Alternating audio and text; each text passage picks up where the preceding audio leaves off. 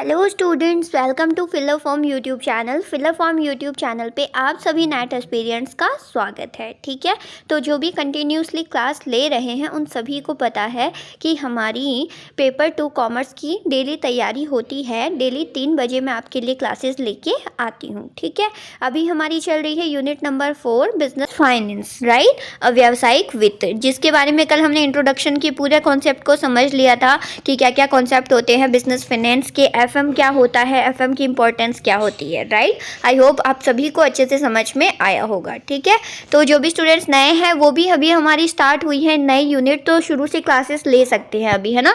जिनको ऐसा हो कि पीछे रह गए हैं या तो नई यूनिट से स्टार्ट कर सकते हैं, और जो लास्ट 45-46 जो अदर यूनिट की क्लासेस हैं वो वैसे कवर अप कर सकते हैं, क्योंकि अब ज़्यादा टाइम नहीं है, आपको ज़्यादा से ज़्यादा प्रिपरेशन करने की नीड है, राइट। ओके, तो जो भी क्लासेस होती हैं उनकी लिंक्स आपको अवेलेबल हो जाती है कॉमर्स के जो टेलीग्राम ग्रुप है उस पर, साथ ही साथ व्हाट्सएप ग्रुप पे आपको मिल जाती है। तो पेपर फर्स्ट की 3 क्लासेस स्टार्ट हो चुकी है आपकी, तो जो कॉमर्स के स्टूडेंट्स हैं वो इनको भी लगाया कीजिए, क्योंकि पेपर फर्स्ट की तैयारी करना भी ज़रूरी है साथ ही साथ। ठीक है, क्योंकि दोनों को मिलके परसेंटाइल बनते हैं जो आपकी जो कट ऑफ होती है उसके लिए बेनिफिशियल रहते हैं। ओके, तो और साथ ही साथ जो अदर सब्जेक्ट्स है पेपर 2 की अगर कोई स्टूडेंट्स करना चाहता है तो ये टाइमिंग के अकॉर्डिंग यहाँ से फिलर फॉर्म के प्लेटफॉर्म से बिल्कुल फ्री ऑफ कॉस्ट यहाँ से कर सकते हैं। ठीक है, तो जैसे कि देखिए हमने लास्ट क्लास में बात कर ली थी पूरा का पूरा कॉन्सेप्ट कि फाइनेंशियल मैनेजमेंट क्या होता है, कौन कौन से 3 बेसिक फंक्शंस होते हैं। बोलो, इनको तो आपको अच्छे से मैंने याद करवा दिया होगा, क्योंकि बहुत बार हमने इन टर्म्स को पढ़ा था कल की ही क्लास में। बोलो कौन कौन से? फाइनेंशियल डिसीजन, इन्वेस्टिंग डिसीजन और एक आपके डिविडेंड पॉलिसी डिसीजन, राइट। इन सबके चारों ओर ही ये जो आपका पूरा सब्जेक्ट है फाइनेंशियल मैनेजमेंट, बिजनेस फाइनेंस घूमता है। ठीक है, तो कल चैप्टर फर्स्ट हो गया कंप्लीट। आज हम बात करेंगे चैप्टर नंबर 2 की, जो कि है आपका, अब देखिए हमने सबसे पहले क्या देखा था, एक्वाजिशन ऑफ फंड्स, कि कैसे किस तरीके से हम क्या करें, फंड्स को रेज करें या कहाँ से फंड लेके आए, कहाँ से पैसा लाएं। ठीक है, तो उसके लिए हम क्या पढ़ेंगे, ऐसे सोर्सेस, ऐसे स्रोत फंड के, जिससे क्या हो, फंड हमारे पास आ सके, जिससे बाद में हम इन्वेस्ट कर सके, प्रॉफिट कमा सके, ये सारी प्रोसेस कर सके, है ना। तो अब आज की क्लास में हम बात करेंगे, जो हमारा चैप्टर रहेगा वो है डोमेस्टिक सोर्सेज ऑफ फाइनेंस, यानी घरेलू स्रोत होते हैं ना वित्त के, उसके बारे में, एंड इंटरनेशनल फाइनेंस मार्केट, और जो इंटरनेशनल अंतर्राष्ट्रीय स्तर पर जो स्रोत होते हैं वित्त के उनके बारे में। ठीक है, like euro issue, ADR, GDR, इन सब के बारे में डिस्कस करेंगे, ये जो हमारा चैप्टर नंबर 2 है उसमें। ओके, तो आज की क्लास में हम जितने भी डोमेस्टिक हमारे सोर्सेज हैं फाइनेंस के उनके बारे में डिस्कस करेंगे, यानी जो आपके घरेलू इंडिया में कौन कौन से सोर्सेज का यूज़ करके फंड को रेज किया जा सकता है, कैपिटल बनाई जा सकती है, उसको हम आज की क्लास में पढ़ने वाले हैं। ठीक है, तो चलिए let's start now. See here, broadly speaking, the long-term sources of finance can be classified into debt and equity, यानी जो आपके लॉन्ग रन के सोर्सेज हैं ना फंड को कलेक्ट करने के, फंड को रेज करने के, उनको क्लासीफाई किया जा सकता है 2 टर्म्स में। किस किस में? एक तो डेब्ट में और एक इक्विटी में। हम पढ़ते हैं ना इक्विटी शेयर्स, और एक हम पढ़ते हैं डिबेंचर्स। ठीक है, तो उन्हीं की बात हो रही है। इनमें हम क्या करते हैं, क्लासीफाई करते हैं डेब्ट में और इक्विटी में। ठीक है, अच्छे से इसको पढ़ेंगे, व्हाट इज डेब्ट एंड व्हाट इज इक्विटी, इनमें क्या डिफरेंसेस हैं। Okay, although the distinction between डेब्ट and equity is often made in terms of bonds and shares. ठीक है, तो मेनली जो इक्विटी और डेब्ट है उनको हम बोल सकते हैं एज अ बॉन्ड्स और शेयर्स। ठीक है, इट्स रूट साइल in the nature of the cash flow claims of each type of financing. ठीक है, द डेब्ट एंड इक्विटी में भी डिफरेंशिएट एज फॉलोज। तो आइए जानते हैं व्हाट इज डेब्ट एंड व्हाट इज इक्विटी। तो दोनों के जब डिफरेंसेस को समझेंगे तो आपको दोनों टर्म्स क्लियर हो जाएंगी। ठीक है, वैसे तो ये ऑलरेडी सभी को पता है क्या होता है इक्विटी, पर फिर भी हम बेसिक से चल रहे तो सारी चीज़ें समझते हुए चलेंगे। ओके, तो नाउ सी हियर डेब्ट एंड इक्विटी को। ठीक है, तो कैरेक्टरिस्टिक्स के बेस पे हम अगर देखें तो जो claim on profits and assets, कि डेब्ट और इक्विटी में से कौन मतलब एक कंपनी को जो प्रॉफिट हो रहा है उसमें से बंटवारा करने के लिए कि आप हमें डिविडेंड दो या आप हमें इंटरेस्ट दो, ये कौन क्लेम कर सकता है? शेयर होल्डर कर सकता है या डिबेंचर होल्डर कर सकता है। ठीक है, तो ये डेब्ट जो है डिबेंचर होल्डर क्या कर सकता है? फिक्स्ड क्लेम होता है उसका कि जितना परसेंटेज निर्धारित होता है उतना परसेंटेज इंटरेस्ट कंपनी को अपने प्रॉफिट में से जो उनके डिबेंचर्स होल्डर्स हैं ना, जिनके पास डिबेंचर्स हैं, उनको देना ही देना पड़ेगा, जितना फिक्स्ड परसेंटेज में क्या होया हुआ है, डिसाइड होया हुआ है पहले से। ठीक है, जबकि इक्विटी में क्या होता है?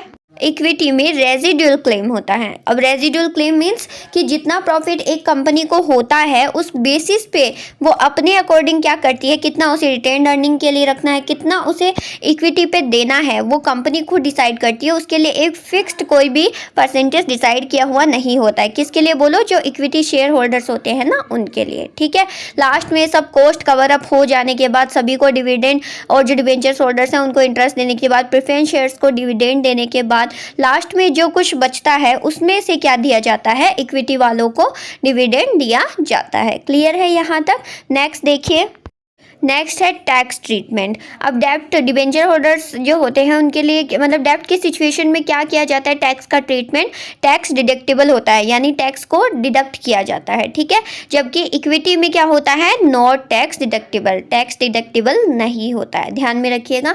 नेक्स्ट देखिए, प्रायोरिटी इन रीपेमेंट। ठीक है, जो रीपेमेंट की प्रायोरिटी है वो डेब्ट की सिचुएशन में हाई प्रायोरिटी होती है कि आपको डेब्ट को रीपेमेंट करना ही पड़ेगा। कहने का मतलब आपको इंटरेस्ट देना ही पड़ेगा, जबकि इक्विटी में क्या है? लोअर प्रायोरिटी होती है। सबको दे जाने के बाद लास्ट में जो बचता है जो कुछ भी, उसमें से इक्विटी को दिया जाता है। तो वही प्रायोरिटी बेसिस पे जो डेब्ट है उसकी हाई प्रायोरिटी होती है और जबकि जो इक्विटी है उनको देने के लिए लो प्रायोरिटी होती है। क्लियर है ना?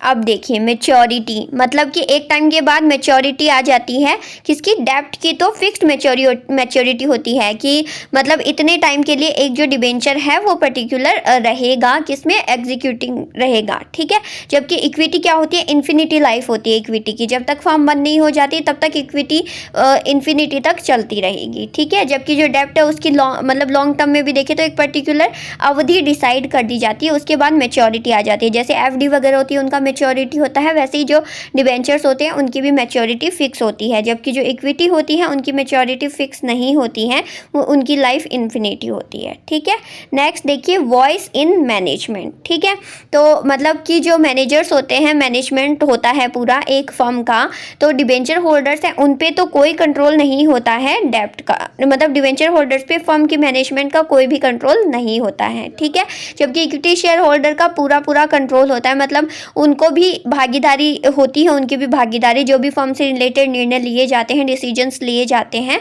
उनमें इक्विटी शेयर होल्डर्स का क्या होता है? रोल होता है। कहने का मतलब मैनेजमेंट कंट्रोल होता है। राइट, क्लियर है यहाँ तक सभी को? तो ये डेब्ट और इक्विटी में थोड़ा डिफरेंसेस के बेस पे हमने दोनों को समझा है, बाकी आप सभी ने ऑलरेडी जाना है कि क्या होता है डेब्ट, क्या होता है इक्विटी। ठीक है, चलिए आइए थोड़ा और बात करते हैं इक्विटी शेयर के फीचर्स के बारे में। ठीक है, तो ये परमानेंट कैपिटल होती है, मतलब कि जो भी फर्म होती है, कंपनी होती है, वो इक्विटी के बेसिस पे बनती है। ठीक है, इक्विटी शेयर्स के बेसिस पे बनती है। आप देखते होंगे, आपने सुना होगा जिनके पास 51% शेयर होते हैं या 49 और 51 का रेशियो रहता है, तो मालिक कौन होता है? जिसके पास 51% होते हैं वो कंपनी उसकी होती है, जिसके पास 51% या उससे ज़्यादा शेयर्स होते हैं। राइट, ऐसा कुछ होता है ना। ठीक है, तो परमानेंट कैपिटल होती है ये, और साथ ही साथ में इसका जो डिविडेंड है वो फ्लक्चुएटिंग होता है। कहने का मतलब कि फिक्स्ड परसेंटेज से डिविडेंड नहीं मिलता है इक्विटी शेयर कैपिटल के ऊपर। जितना प्रॉफिट होता है उसमें से सारी कॉस्ट कवर अप होने के बाद, डिविडेंड प्रेफरेंस शेयर्स को सभी को दिए जाने के बाद फिर डिसीजन लिया जाता है कि कितना परसेंटेज इक्विटी शेयर होल्डर्स को डिविडेंड मिला जाना चाहिए। ठीक है, तो फिक्स नहीं रहता है, फ्लक्चुएशंस रहते हैं डिविडेंड में, और इनको राइट्स रहता है मैनेजमेंट के कंट्रोल का, पूरा भी हमने पढ़ा था। राइट, और नो प्रेफरेंशियल राइट्स, मतलब इनको प्रेफरेंस नहीं दी जाती जाती है किसी भी टाइप की डिविडेंड के लिए या फिर अदर अर्निंग, ठीक है। और कंट्रोलिंग पावर पूरी इन्हीं की होती है फर्म के अंदर, ठीक है। रिस्क भी इन्हीं को होता है, क्योंकि प्रॉफिट होता है तब तो बहुत अच्छी बात है, बट अगर लॉस हो रहा है तो वो भी इन्हीं शेयर होल्डर्स को उठाना पड़ेगा, ठीक है। तो रिस्क भी होता है, क्योंकि इन्हीं की पूरी दावेदारी रहती है, इन्हीं को पूरा क्या रहता है, कंट्रोल रहता है, मैनेजमेंट पावर रहती है, ठीक है। तो इसके लिए इन्हीं को मतलब इन्हीं का दायित्व होता है कि अगर फर्म को लॉस हुआ है तो वो इन्हीं को उठाना पड़ेगा, ठीक है। और no charge on assets, assets पे कोई चार्ज नहीं होता है, ये बोनस इशू कर सकती हैं, ठीक है। और राइट इशू होता है, और इनका जो वैल्यू होती है वो फेस वैल्यू होती है, मार्केट वैल्यू होती है। तो इस तरीके से सारी फीचर्स हैं इक्विटी शेयर से रिलेटेड, ठीक है। तो ये थोड़ा सा बेसिकली मैंने समझा दिया है, बाकी आप सभी को पता है क्या होते हैं इक्विटी शेयर्स, राइट।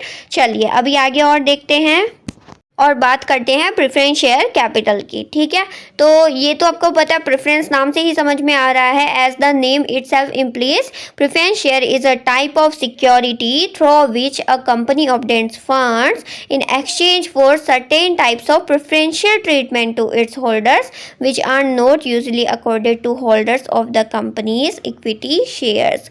तो इन शेयर्स को इशू करके इस टर्म्स के बेसिस पे क्या करती है एक फर्म, क्या करती है, लाभ कमाती है कि इन शेयर्स को, इन शेयर होल्डर्स को ये प्रेफरेंस दी जाती है कि आप हमारे प्रेफरेंस शेयर्स लीजिए। इससे आपको क्या बेनिफिट होगा कि आपको प्रेफरेंस दी जाएगी कि जो भी कंपनी को लाभ होता है उसमें से सबसे पहले आपको डिविडेंड दिया जाएगा, उसके बाद किसका नंबर आएगा, इक्विटी शेयर होल्डर्स का नंबर आएगा, ठीक है। तो जो भी बंटवारा किया जाता है, जो प्रॉफिट होता है उसका एज अ डिविडेंड, तो वो पहले किस में बंटेगा, जो प्रेफरेंस शेयर होल्डर्स हैं उनके अंदर। सभी को पता है ये, राइट।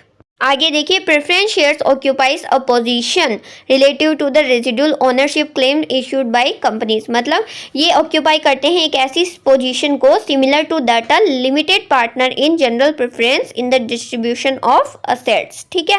मतलब कि जिस तरीके से एक पार्टनर होता है वो असेट्स के डिस्ट्रीब्यूशन के लिए क्या रहता है, प्रेफरेंस करता है, वैसे ही फर्म के अंदर जो प्रेफरेंस शेयर है उसकी ऐसी पोजीशन होती है कि जो भी प्रॉफिट हो रहा है उसमें से आप पहले किससे डिस्ट्रीब्यूट करोगे, प्रेफरेंस शेयर होल्डर्स को डिस्ट्रीब्यूट करोगे, राइट। तो कहने का सीधा सीधा मतलब ये समझ लीजिए कि इसमें जो इनकम होती है प्रेफरेंस शेयर होल्डर्स को वो इक्विटी शेयर होल्डर्स से पहले होती है, ठीक है। और समाप्ति पे भी इक्विटी शेयर होल्डर्स को किससे पहले किसको दिए जाते हैं, रिफंड किसको मिलता है, जो प्रेफरेंस शेयरहोल्डर्स होते हैं, प्रेफरेंस शेयर होल्डर्स होते हैं, उनको पहले रिफंड मिलता है, उसके बाद बचा कुछ जो होता है वो बेचारे इक्विटी वालों को मिलता है, ठीक है।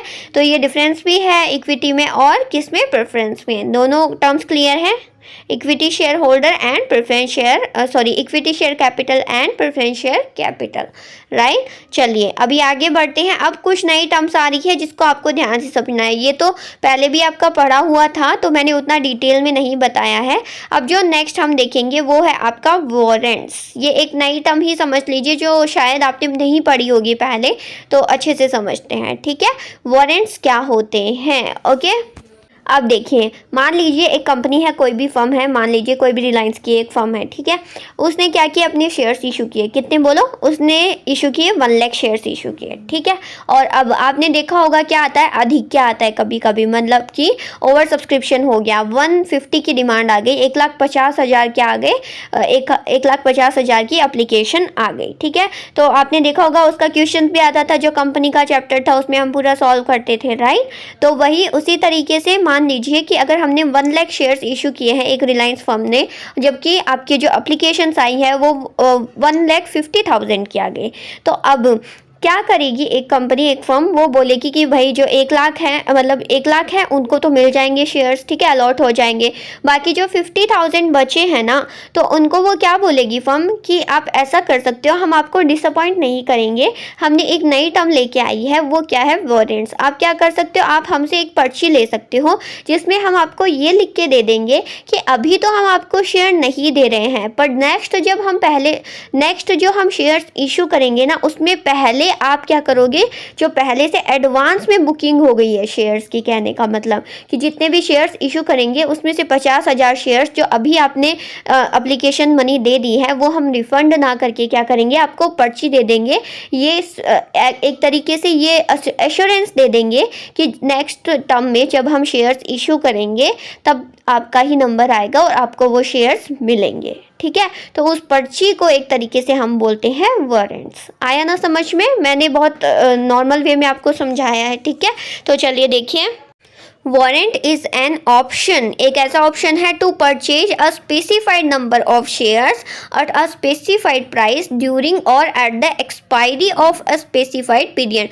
यानी एक टर्म खत्म हो चुकी है, शेयर्स इशू हुए, बंट भी गए, अलॉटेड भी हो गए, लेकिन अगले टर्म में जब शेयर्स वापस आएंगे उस टाइम पीरियड में जो फिक्स प्राइस पे, जो प्राइस पहले था ना उसी प्राइस पे उन जिन्होंने एप्लीकेशन किया है उनको क्या मिलेंगे? शेयर्स मिलेंगे, ठीक है। सो अ वारंट, तो जो वारंट होता है, gives the holder the right to purchase from the company a fixed number of shares in future at a predetermined price। आया ना अभी समझ में? इसमें भी यही बात बोली जा रही है। बोलो क्या? कि मतलब कि जो आपका वारंट है ना वो क्या देता है? होल्डर को ये अधिकार देता है, राइट देता है खरीदने का। जो कंपनी शेयर इशू करेगी, फिक्स्ड नंबर, जो एक मान लीजिए एक आदमी है, एक होल्डर है, उसने क्या किया? 4 शेयर्स खरीदे हैं, ठीक है। 4 शेयर्स के लिए उसे एप्लीकेशन दे दिया, तो उसको ये वारंट दे दिया जाएगा, एक तरीके से पर्ची बना के दे दी जाएगी कि भाई अगली बार, अगली पीरियड में जब हम शेयर्स इशू करेंगे तो तुम हमें ये वारंट दिखा देना और तुम्हें हम जो 4 शेयर्स हैं वो अलॉट कर देंगे सेम प्राइस पे जो अभी हमने लिया है उसी पे, ठीक है। तो कुल मिला के आपको ध्यान में ये रखना है कि व्हाट इज वारंट। वारंट क्या होता है? जिसे हम बाई कर सकते हैं पहले, मतलब हमने एप्लीकेशन मनी से बाई कर लिया उसको, राइट ले लिया उसका, and after that in the next 10 years में आप क्या कर सकते हो? उसको कभी भी, मतलब कंपनी आपको वो शेयर इशू कर देगी, क्योंकि आपने एप्लीकेशन मनी दे दिया। अब आपके पास वारंट है उसका कि आप क्या कर सकते हो? वो शेयर को अलॉट करवा सकते हो, ठीक है। तो देखिए मैं आपको पिक्चर दिखाती हूँ शेयर की, ये जो स्टॉक वारंट होता है उसकी। देखिए कुछ इस तरीके का होता है स्टॉक वारंट, जिसमें सभी कुछ डिटेल्स समअप होती हैं और साथ ही साथ हर एक कंपनी अपने अकॉर्डिंग स्टॉक वारंट इशू करती है, ठीक है। तो ये प्रोसेस रहती है वारंट की। आई होप आपको अच्छे से क्लियर हो गया होगा, मैंने प्रैक्टिकल वे में आपको डिटेल में समझा दिया है, ठीक है। तो ये सारे इक्विटी शेयर्स हो गए, हमने शेयर्स पढ़ लिए, इक्विटी शेयर्स पढ़ लिए, प्रेफरेंस शेयर पढ़ लिया, एंड आफ्टर दैट हमने वारंट, जो एक नई टर्म है जिसको आपको ध्यान में रखना है, जो इम्पोर्टेंट है अभी के लिए, क्योंकि पहले ज़्यादा जो क्वेश्चन आते थे ना वो आपके आते थे, बोलो किस में से? इक्विटी में से, प्रेफरेंस में से, इनकी कुछ टर्म्स पूछ लिए, इनके टाइप्स पूछ लिए, इस तरीके से, ठीक है। डिवेंचर्स में से। अभी क्या होता है, जो नई नई टर्म्स आ रही हैं, जो कंपनीज ला रही हैं, जैसे वारंट्स हो गया, आगे भी हम डेप्ट में भी पढ़ेंगे कुछ जो टर्म्स हैं उनको, तो उनको आप सभी को ध्यान में रखना है, ठीक है। उनमें से ज़्यादा क्वेश्चंस आने के चांसेस हो सकते हैं, ठीक है। तो अच्छे से इसको क्लियर करेंगे, समझेंगे इस जो चैप्टर है उसको। अभी आगे देखिए, बात करते हैं टाइप्स ऑफ डेब्ट इंस्ट्रूमेंट की। As already noted that the डेब्ट इंस्ट्रूमेंट में भी tailor made to suit the requirements of the borrowing company as well as the investor. यानी भी एक एज ए सोर्स काम करता है ये जो बोरोइंग कंपनी होती है, मतलब जिस कंपनी को उधार लेना है, कैपिटल चाहिए उसके लिए, और साथ ही साथ जो इन्वेस्टर होता है उसके लिए भी, क्योंकि वो भी जब डिवेंचर्स परचेज करेगा तो बाद में उसको क्या होगा? इंटरेस्ट मिलेगा उस पर, राइट। तो इस तरीके से क्या होता है, ये आपस में एक दूसरे से इंटरकनेक्ट होके काम करता है। बोलो क्या? जो डेब्ट होता है आपका वो, ठीक है। तो आइए पढ़ते हैं डेब्ट के बारे में। तो एक तो आपका होता है सिक्योर्ड लोन्स और एक होते हैं अनसिक्योर्ड लोन्स, ठीक है। तो सिक्योर्ड लोन्स क्या होते हैं? जिनकी सिक्योरिटी होती है protected by an asset known as collateral, यानी कि जैसे कोई भी चीज़ हम साथ में गिरवी रखते हैं ना, ठीक है। अब मान लीजिए, बताती हूँ, जैसे मान लीजिए कोई भी एक डिवेंचर होल्डर है, उसने डिवेंचर को क्या किया? परचेज किया किसी एक कंपनी से, ठीक है। अब ये उसने खरीदे हैं सिक्योर्ड डिवेंचर। कहने का मतलब वो बोल सकता है एक फर्म को, कंपनी वालों को, कि मान लीजिए वो कंपनी है, वो उसको क्या नहीं दे रही है? इंटरेस्ट पे नहीं कर रही है किसी भी सिचुएशन में, तो वो बोल सकता है कि भाई मैंने सिक्योर्ड डिबेंचर खरीदे हैं, अगर तुम लोगों ने मुझे इंटरेस्ट नहीं दिया ना बैक में, तो मैं क्या करूँगा? आपने जो गिरवी असेट रखी है, मतलब सिक्योर्ड डिबेंचर दिए हैं, तो जो आपकी जो कंपनी की जो असेट है ना उसको मैं क्या कर सकता हूँ? मैं बेच के क्या करूँगा? जो मैंने पैसे दिए हैं आपको डिवेंचर परचेज करने के, उनका क्या करूँगा? उनको मैं अपने, मतलब कि जो भुगतान उसने किया है उसको वो वहाँ से लेगा, जो कंपनी की एसेट है उसको बेच करके। अगर जो कंपनी है उसने इंटरेस्ट नहीं दिया उस सिचुएशन में, तो वो तो होंगे सिक्योर्ड लोन्स।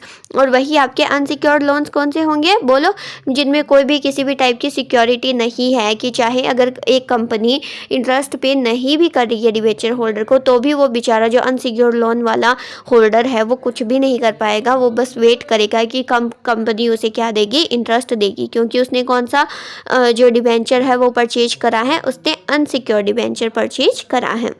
तो ये दोनों टर्म होती है किसकी बोलो, सिक्योर डिबेंचर की और अनसिक्योर्ड डिबेंचर की। देखिए यहाँ पे जो सिक्योर लोन्स होते हैं वो प्रोटेक्टेड होते हैं by an asset known as collateral, यानी ये अगर इनको नहीं मिल रहा है तो ये असेट को बेच के भी अपना जो उन्होंने भुगतान किया है उसको वहाँ से रिकवर कर सकते हैं।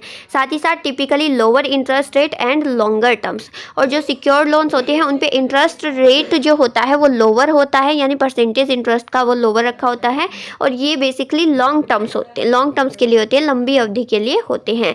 लाइक फॉर एग्जाम्पल जैसे आपके मॉर्टगेजेस हो गए, ठीक है, ऑटो लोन्स हो गए, साथ ही साथ होम इक्विटी लोन्स हो गए, ये सब क्या है, लॉन्ग टर्म लोन्स हैं, और इन पे क्या होता है, कम इंटरेस्ट रेट रखी जाती है, और ये क्या होते हैं, लॉन्ग टर्म के होते हैं। ठीक है, तो ये तो हो गया सिक्योर्ड लोन। और अनसिक्योर्ड लोन क्या होते हैं, non protected by an asset, यानी इसे किसी भी असेट के द्वारा सुरक्षित नहीं रखा जाता है। कोई भी जो डिबेंचर होल्डर है यहाँ पे वो असेट को सेल आउट करके अपनी रिकवरी नहीं कर सकता है अगर जो कंपनी है वो इंटरेस्ट नहीं दे पा रही है तो भी, राइट।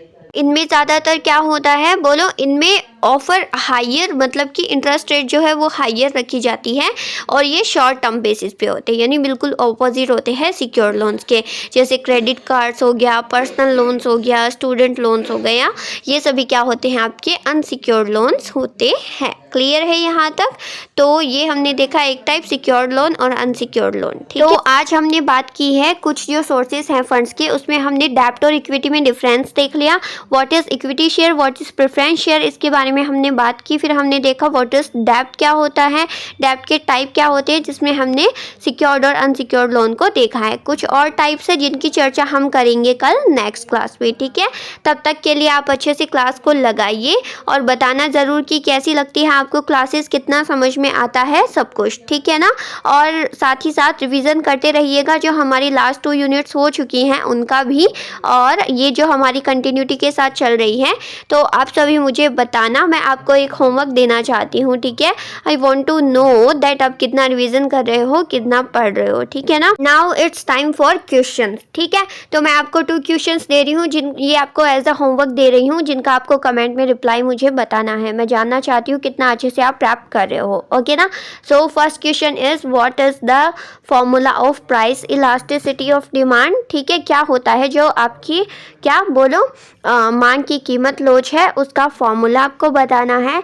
और and the one thing is, next question मैं दे रही हूँ आपको, क्योंकि हमने बहुत बार पढ़ा है और मैंने बोला भी है बार बार इसमें से क्वेश्चन आते हैं, और वो है what is the relation between TU and MU, right. कि क्या संबंध है किसमें बोलो, TU और MU में, टोटल यूटिलिटी में और मार्जिनल यूटिलिटी में, कुल उपयोगिता और सीमांत उपयोगिता में। ठीक है, तो ये 2 क्वेश्चंस हैं, इनके आपको मुझे आंसर देने हैं कमेंट सेक्शन में। मैं कल की क्लास में फिर आपको इनके बारे में थोड़ा सा बता दूंगी, ताकि हमारा रिविजन भी हो जाएगा और साथ ही साथ मुझे पता भी चलेगा किस तरीके से आपने रिवीजन किया है, प्रेप कैसी चल रही है। और ये क्लास अच्छे से लगाइए और इसके नोट्स बनाइए, और साथ ही साथ चलिए keep continue to your study. जो भी फिलर फॉर्म के साथ मिलकर स्टडी करना चाहते हैं उनको मैं बता दूं, ये सभी फिलर फॉर्म की सोशल साइट और वेबसाइट है, जिन पे जाके आप अप्रोच कर सकते हैं और अपनी स्टडी को अच्छे से बूस्ट कर सकते हैं, ठीक है ना। तो आज की क्लास में सिर्फ इतना ही, कल मिलते हैं नेक्स्ट क्लास में नए कॉन्सेप्ट के साथ, इसी के जो हमारा चल रहा है डिबेंचर का कॉन्सेप्ट। ओके,